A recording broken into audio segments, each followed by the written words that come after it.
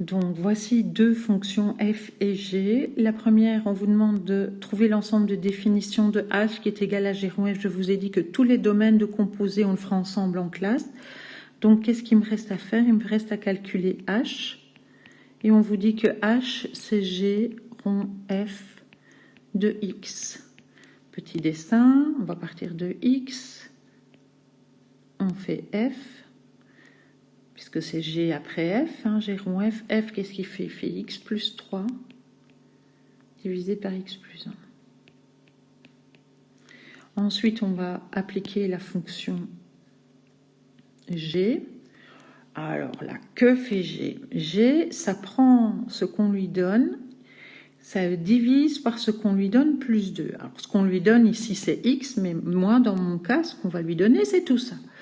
Donc, on va devoir écrire que g de tout ça, ça donne x plus 3 sur x plus 1. C'est mon x qui est ici, divisé par mon x. Donc, je recopie la même chose. X plus 3 sur x plus 1 plus 2. Donc, je vais devoir écrire ici un plus 2.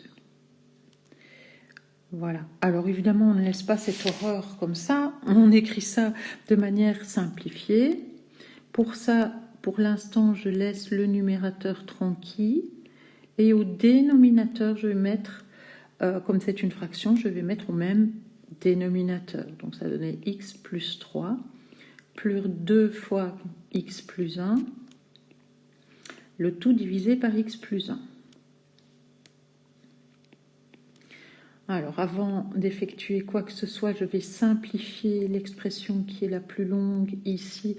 X plus 3 plus 2x. Alors, x plus 2x, 3x. 3 plus 2 plus 5, divisé par x plus 1.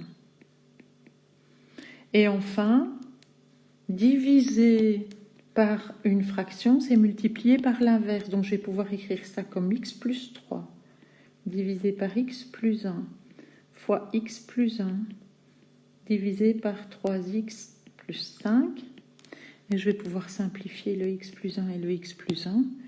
Et donc, ça va me donner x plus 3 divisé par 3x plus 5. C'est ma nouvelle fonction.